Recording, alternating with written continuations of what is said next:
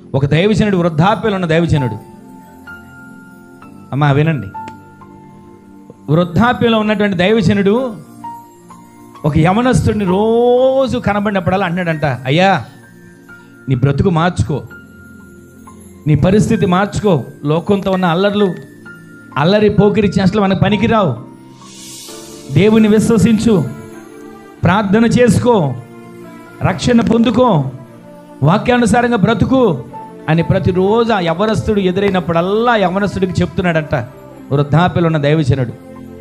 ఆ యవనస్తుడు అనుకుంటున్నాడంట, ఈయనకి పని పాట ఏం లేదు, ఈయనకి పని పాట లేదు, అందుకే నాకు ప్రతిరోజు ఇలా ఉండు అలా ఉండని నాకు లెక్చరర్ ఇస్తున్నాడు అనుకొని అతని మాటను తృణీకరించి తిరుగుతూ ఉండేవాడు. అయినా కానీ ఈ పెద్ద ఆయన సేవకుడు అతను ఎప్పుడు కనబడితే అప్పుడు ప్రతిరోజు పెద్ద ఆయన వాకింగ్ చేసేప్పుడు అతను కూడా ఎదురయ్యేవాడు అంట. ఆ వాకింగ్ చేసినప్పుడు ఎదురవగానే, అయ్యా యవనస్తుడు నువ్వు రక్షించబడాలి, దేవుని కోసం పట్టబడాలి, దేవుని కోసం నువ్వు నిలబడాలి, ఇదిగో అనేకుల గురించి ప్రార్థించే వ్యక్తికి నువ్వు మార్చబడాలి, లోకం ఆశలు మనకొద్దు, లోకంలో ఉన్న ప్రేమలు మనకొద్దు, లోకంలో ఉన్నటువంటి ఈ కంటికి నచ్చేటువంటి ఆలోచనలు మనకొద్దు అని ఇవన్నీ చెప్తా ఉంటుంటే తృణీకరించేవాడు, పెడచెవిని పెట్టేవాడు. అలా కొన్ని సంవత్సరాలు ఆయన చెబుతూనే ఉన్నాడు. చెప్తూ మాత్రమే కాదు, ఆ యవనస్తుడి కోసం ప్రార్థన చేస్తూనే ఉన్నాడు. అయితే జరిగింది ఏంటంటే, ఒక రోజున ఆ యవనస్తుడు వాకింగ్ వెళ్ళినప్పుడు పార్కులో అతను కనపడలా సేవకుడు.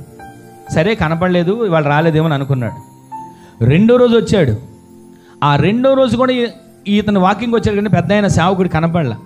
ఎవరిని అడిగాడు, అయ్యా ఒక పెద్ద ఆయన రోజు వచ్చేవాడు కదా ఈ పార్కులో వాకింగ్కి, ఇవాళ రాలేదు ఏంటంటే, ఇవాళ రావడం ఏంటి, ఆయన నిన్న కూడా రాలేదు, నిన్న చనిపోయాడు ఆయన అని ఆ యవనస్తుడికి చెప్పగానే ఒక్కసారిగా కంగారు పడ్డాడు. రోజు నా మేలు కోసం, నా క్షేమం కోసం నువ్వు బాగుపడాలి, నువ్వు ప్రార్థన చేసుకోవాలి, నువ్వు దేవుని కోసం పట్టబడాలి, నీవు రక్షణ పొందాలి, నా కోసం చెప్పిన వ్యక్తి చనిపోయాడా అని అనుకునే లోపే ఆయన చనిపోయాడయ్యా, ఈరోజే సమాధి కార్యక్రమం, ఒకవేళ నువ్వు బహుశా ఇప్పుడు వెళ్తే ఆ సమాధి దగ్గరికి వెళ్తే నీకు కనబడవచ్చు అని చెప్పగానే పరుగున యవనస్తుడు పార్కులోంచి వెళ్ళాడండి. వెళ్ళగానే ఆ సమాధి చేసే సమయంలో ఆ బాక్స్ దించుతూ ఉండగా ఆ పెట్టి మూత తీస్తే ఆయన ముఖాన్ని చూసి బోరుని ఏడుస్తున్నాడు అంటండి యవనస్తుడు. ఒక మాట చెప్పనా మీకు, ఆ యవనస్తుడు ఏడుస్తూ ఉండగానే ఆకాశం నుంచి పరిశుద్ధాత్మ శక్తి యవనస్తుడి మీదకి వచ్చింది. ఆమెను చెప్పండి.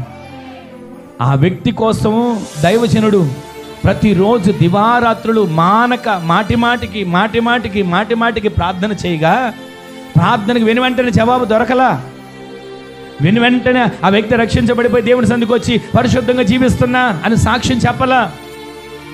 ఆ వ్యక్తి చివరికి ఎప్పుడు రక్షించబడ్డాడు తెలుసా? ఆ చెప్పిన దైవజనుడు సమాధిలోకి వెళుతూ ఉండగా, మట్టిలోకి వెళుతూ ఉండగా దేవుడు ఇతను తాకాడు. ఆ రోజు పశ్చాత్తాపం ఏడుస్తున్నాడంట, అయ్యో నేను ఎంత ఘోర పాపిని, నేను ఒక్కసారి కూడా మాటను పెడచేని పెట్టి ఆ మాటను లక్ష్య పెట్టకుండా నేను జీవించా అని బోరు నేడుస్తూ పశ్చాత్తాపంతో కన్నీరు కారుస్తూ తన చేసినటువంటి తప్పిదాలన్నీ అక్కడ ఒప్పుకుంటున్నాడంట. అక్కడున్న వాళ్ళందరూ కూడా, అయ్యా నీవు ఇలా కాదు, మందిరంలోకి వెళ్ళి ప్రార్థన చేసుకుంది కానీ పదాన్ని కార్యక్రమం జరిగించి ఆ మందిరంలోకి వెళ్ళి ప్రార్థన చేసుకున్న తర్వాత ఇంకా ఏడుస్తూనే ఉన్నాడంట. ఆ తర్వాత తన బాప్తిసం పొందుకున్నాడు, రక్షించబడ్డాడు. ఆ పెద్ద ఆయన చెప్పినట్లుగా తను సేవకుడిగా మార్చబడ్డాడు. ఆమె చెప్పండి.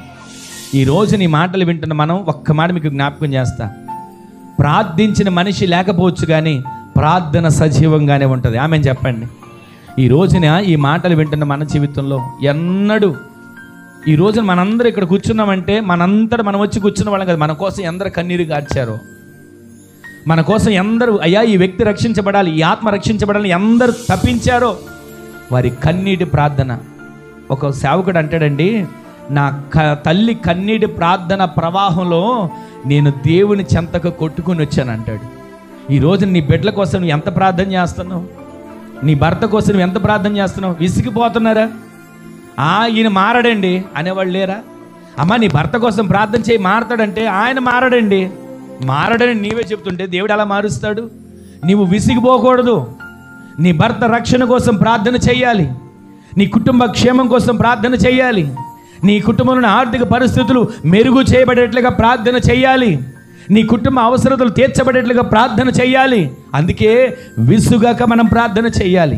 మానక మనం ప్రార్థన చేయాలి. మాటి మాటికి అడిగిందే అడిగి ఆయన సందులో మనం వేడుకుంటూ ఉంటే ఒకరోజు ప్రభువు మనం అడిగిన వాటికంటే, ఊహించే వాటికంటే గొప్ప కార్యాలు జరిగించునుగాక. ఈ రోజున ఈ మాటలు వింటున్న మన జీవితంలో ఒక్క క్షణం ఆలోచించండి. ఎన్నిసార్లు దేవుని సందులో అడిగి విసిగిపోయారు? ఎన్నిసార్లు దేవుని సందులో అడిగి చిరాకు పడ్డారు? ఇక జరగదండి, ఇక అవ్వదండి పని, ఇక తీరదండి, ఇక మారడండి. ఎన్నిసార్లు మన నోట వచ్చాయి? ఈ రోజు నుంచి ఈ మాటలన్నీ విడిచిపెట్టి దేవుడి సందులో మాటికి అడగగలిగితే, కఠినమైన వ్యక్తే కరిగింది కదా మనస్సు, మన దేవుడు అంతకంటే గొప్ప కార్యాలు చేయబోతున్నాడు. ఈరోజు నీ మాటలు వింటున్న మన జీవితంలో మనము గడిచిన వారం విన్న వాటిలో ప్రార్థన చేయాలి. మానక ప్రార్థన చేయాలి, దివారాత్రులు ప్రార్థన చేయాలి, విసుగక ప్రార్థన చేయాలి. ఈ ప్రార్థన అనుభవం మనలో దేవుడు కలుగు చేయనుగాక. అలా చేస్తే ఆయన తప్పక త్వరగా న్యాయాన్ని తీర్చే దేవుడు. ఆమేన్ చెప్పండి.